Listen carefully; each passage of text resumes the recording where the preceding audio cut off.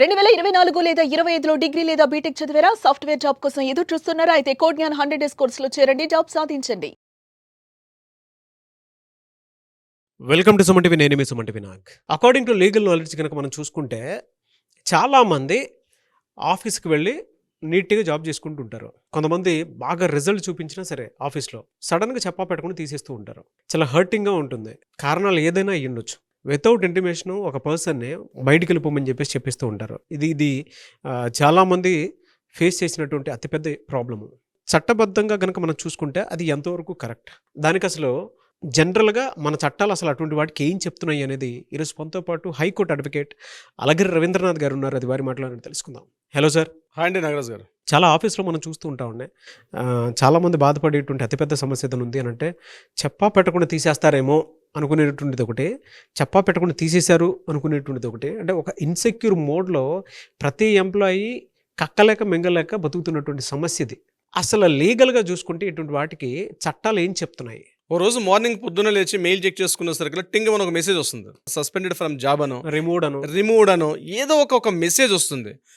ఆఫీస్కి బయలుదేరదామని డ్రెస్ వేసుకొని ఇంకా తన బైక్ స్టార్ట్ చేసుకొని ఆఫీస్కి వెళ్ళబోతున్న సమయంలో ఈ మెసేజ్ వస్తుంది. ఆల్రెడీ కొద్ది రోజు అనుకుంటున్నాడు ఆయన, బహుశా ఆఫీస్లో ఏమైనా షఫలింగ్స్ ఉండొచ్చు, జాబ్స్ కొన్ని ఉండొచ్చు, కొన్ని తీసేయొచ్చు అని చెప్పి అనుకుంటున్నారు. అటువంటి సమయంలో ఇటువంటి మెసేజ్ ఎవరికైనా వచ్చిన అనుభూతి, ఎక్స్పీరియన్స్ చాలామంది ఫేస్ చేసే ఉంటారు మన ఆడియన్స్ చాలామంది. సో ఇలా ఒక సడన్గా ఒక మెసేజ్ వస్తే ఇంకా ఆ క్షణం నుంచి మనం జాబ్ మీరు ఇంకా ఈ రోజు రావద్దు అని చెప్పి ఒక మెసేజ్ వస్తుంది. అటువంటి సందర్భంలో నిజంగా అలా తీయొచ్చా? సెక్షన్స్ ఏం చెప్తున్నాయి, మన కోర్టులు ఏం చెప్తున్నాయి? నేను క్లియర్గా ఈ వీడియో ద్వారా వివరించే ప్రయత్నం చేస్తాను నాగరాజ్ గారు. ముందుగా మీరు పనిచేస్తున్న కంపెనీ అది ప్రైవేట్ లిమిటెడా, పబ్లిక్ లిమిటెడా, పార్ట్నర్షిప్పా, ప్రొపరేటర్షిప్పా, ఏ కంపెనీ అయినా అది ఎనీ ప్రైవేట్ జాబ్ కావచ్చు. గవర్నమెంట్ జాబ్ కంటే వేరే నామ్స్ ఉంటాయి. నేను చెప్పేది ప్రైవేట్ సెగ్మెంట్లో మీరు జాబ్ చేస్తారు. Any segment of job, any కంపెనీలో ఒక షాప్లో పనిచేస్తున్నా సరే, షాప్స్ ఎస్టాబ్లిష్మెంట్ యాక్ట్ అని ఒకటి ఉంది, అందులో మీరు పనిచేస్తున్న వాళ్ళైనా సరే, ఎనీ పోస్ట్ ఆఫీస్ ఎగ్జిక్యూటివ్ దగ్గర నుంచి మీరు ఏ స్థాయిలో ఉన్నవారికైనా మిమ్మల్ని ఉన్న ఫలంగా ఉన్నట్టుగా ఓవర్ అవర్స్లో యు ఆర్ టెర్మినేటెడ్ అని, లేకపోతే యు ఆర్ సస్పెండెడ్ అని, యు ఆర్ రిమూవ్డ్ అని ఏ రకమైన మెసేజ్ వస్తే మీరు భయపడాల్సిన అవసరం లేదు. ఎందుకంటే చట్టాలు మీకున్నాయి. ఇండస్ట్రియల్ ట్రిబ్యునల్ యాక్ట్ అని ఒకటి ఉంది. ఆ యాక్ట్ ప్రకారం, అలాగే వేజెస్ యాక్ట్ అంటే ఎంప్లాయ్మెంట్ వేజెస్ యాక్ట్ అని మరొక యాక్ట్ ఉంది. ఈ యాక్ట్ ప్రకారం మీకు చెప్పేది ఏంటంటే ఏ పర్సన్ అయినా ఒక జాబ్ నుంచి టెర్మినేట్ చేయాలన్నా, రిమూవ్ చేయాలన్నా, సస్పెండ్ చేయాలన్నా, సస్పెండ్ అనేది పార్ట్ పక్కన పెడదాం. నేను చెప్పేది అంటే ఒకవేళ టెర్మినేట్ చేయాలన్నా, రిమూవ్ చేయాలన్నా రెండు సిమిలర్స్గా ఉన్నప్పుడు కూడా చిన్న చిన్న తేడాలు ఉంటాయి. ఇలాంటి సందర్భాల్లో మీకు షోకాజ్ నోటీస్ ఇవ్వాలి. మీరు మీ వృత్తిలో సరైనటువంటి మీ యొక్క రిజల్ట్ సరిగ్గా చూపించలేకపోతున్నారు, లేకపోతే మీకు టార్గెట్స్ ఇవ్వలేకపోతున్నారు, షోకాజ్ నోటీస్ అనేది కంపల్సరీ ఇష్యూ చేయాల్సిందే.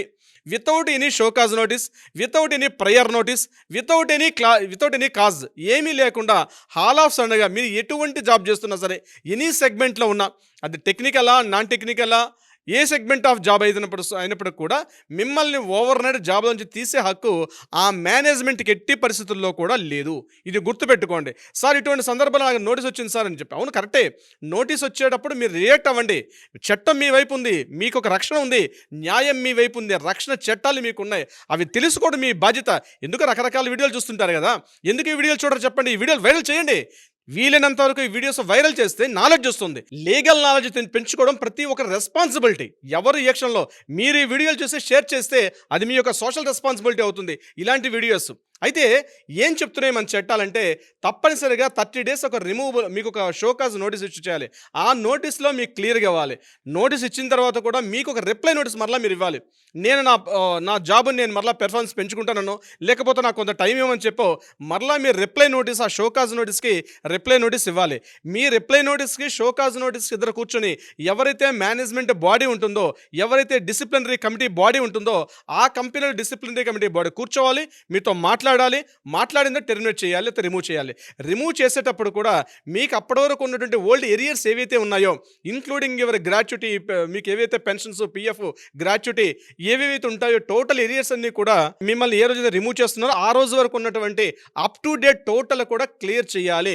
క్లియర్ చేయకుండా మీరు మిమ్మల్ని ఇంటికి పంపించేసి మీకేమో నెక్స్ట్ మంత్ క్లియర్ చేస్తామనో, లేకపోతే మరొక 15 days చేస్తామని చెప్పి ఇవ్వడం అనేది కరెక్ట్ కదా. అలాంటి లెటర్ కానీ మీ దగ్గర ఉంటే ఇమ్మీడియట్గా తక్షణమే మీరు కింద నెంబర్ని కాంటాక్ట్ చేయండి.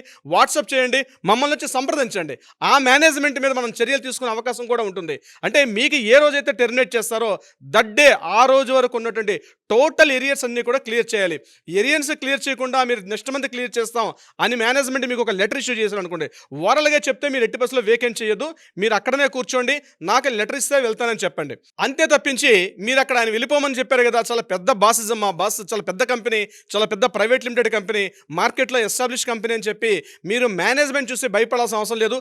యాజ్ ఏ ఎంప్లాయీగా మీకున్నటువంటి రైట్స్ మీరు తెలుసుకోండి. మీకున్న రైట్ ఏంటంటే మీరు మిమ్మల్ని ఎప్పుడైతే జాబు రిమూవ్ చేశారో that minute onwards, that hour based, ఆ టైం వరకు కొంతమంది అవర్స్ బేస్డ్కి వచ్చేసామంటారు, ఆ క్షణం వరకు ఉన్నటువంటి టోటల్ ఏరియర్స్ అన్ని క్లియర్ చేసి మీ దగ్గర నుంచి క్లియరెన్స్ టోటల్ ఏరియర్స్ అన్ని కూడా క్లియర్ చేస్తామని చెప్పి మీరు సంతకం పెట్టే పేపర్ కూడా వాళ్ళ దగ్గర ఉండాలి. ఆ కాపీ మీరు కూడా తీసుకోవాలి, ఒక ఫోటో కూడా తీసుకుని పెట్టుకోండి.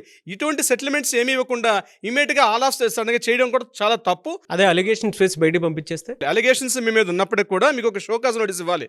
మీరు జాబ్లో 2 months పనిచేశారా, 1 year పనిచేశారా, మీరు పార్ట్ టైమా ఫుల్ టైమా అవన్నీ పక్కన పెట్టి ఇర్రెస్పెక్టివ్ ఆఫ్ ద టైం ఎన్ని డ్యూరేషన్ ఎన్నాళ్ళు పనిచేసారు పక్కన పెడితే మీకు షోకాజ్ నోటీస్ రిటర్న్గా ఇవ్వాల్సిన పరిస్థితి ఉంటుంది.